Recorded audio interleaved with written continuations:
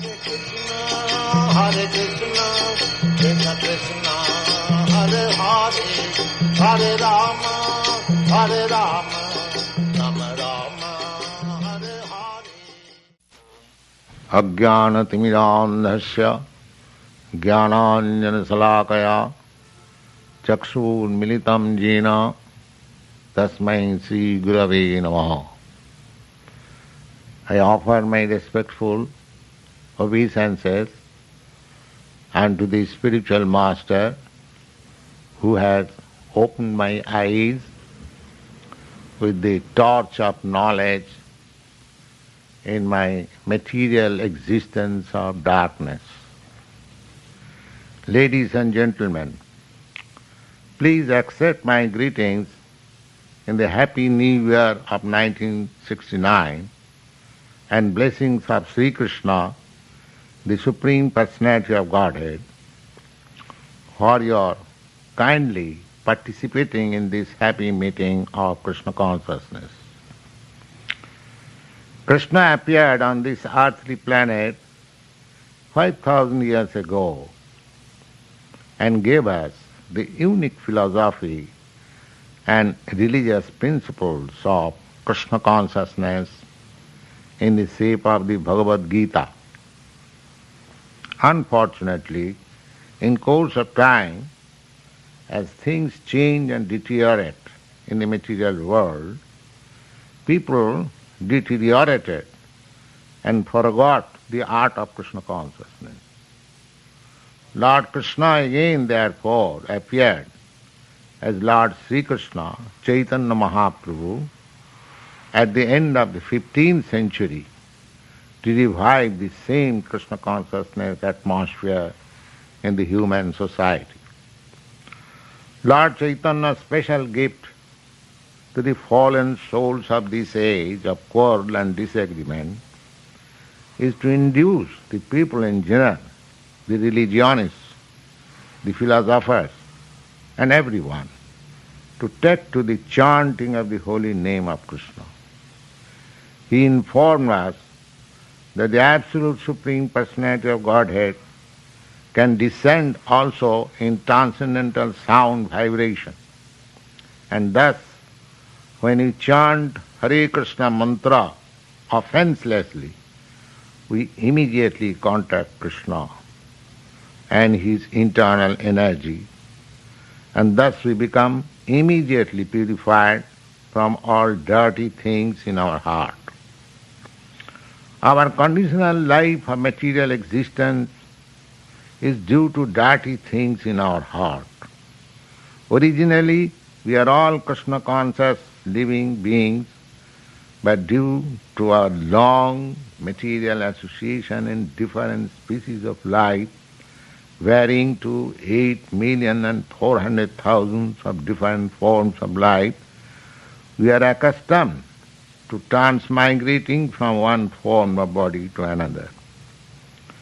In such cycle of birth and death, I, you, and every one of us, although originally spirit soul, and therefore qualitatively one in constitution with the Supreme Lord Krishna, we have identified with this material form of life, subjected to various forms of material pangs, specifically in the shape of birth, death, old age, and disease.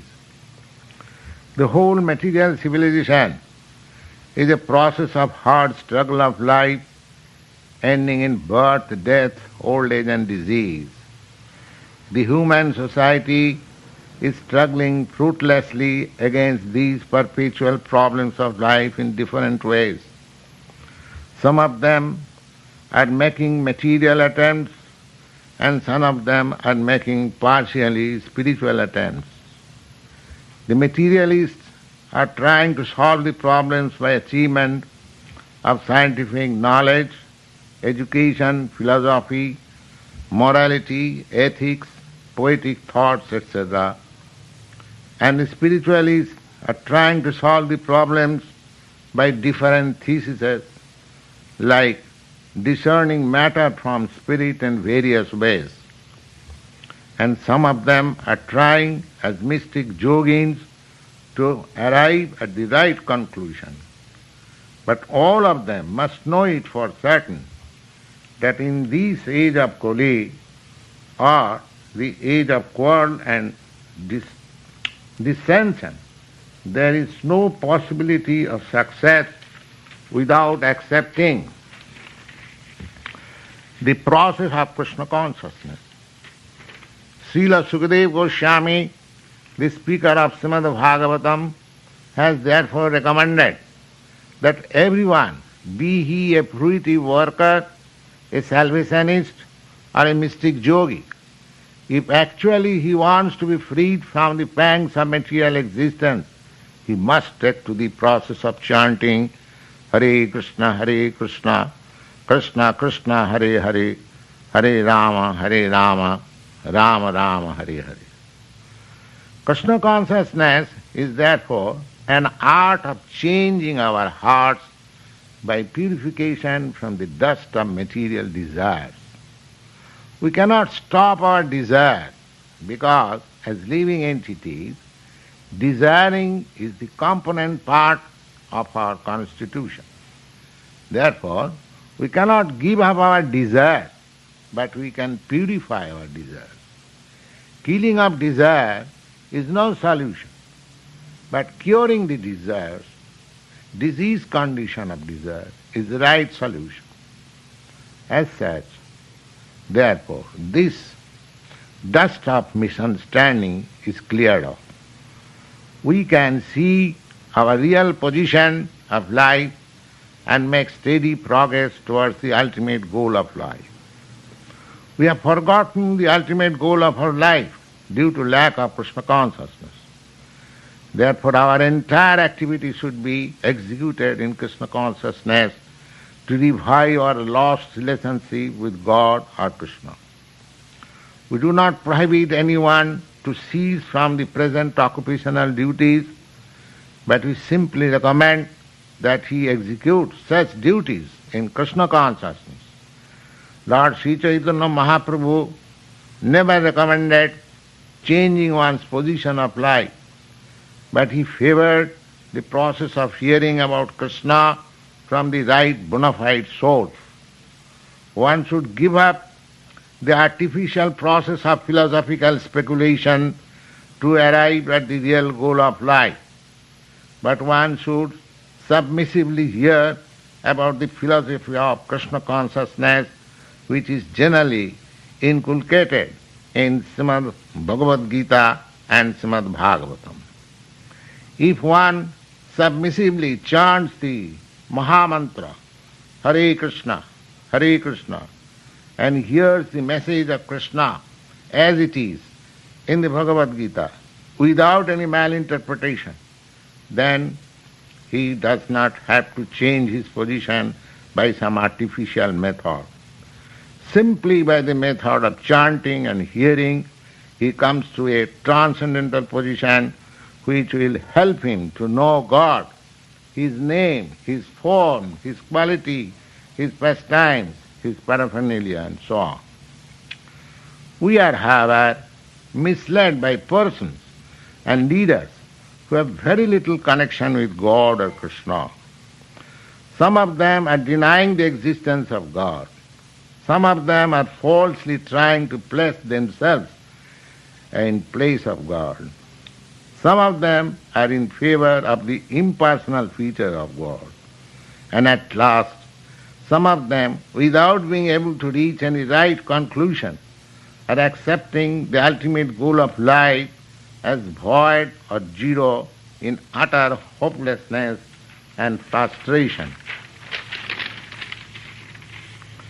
But Krishna consciousness is solid ground for understanding Krishna or God directly by the simple method of chanting the holy name of God or Krishna. Misled by blind leaders, the followers who themselves are blind have failed to achieve the desired success.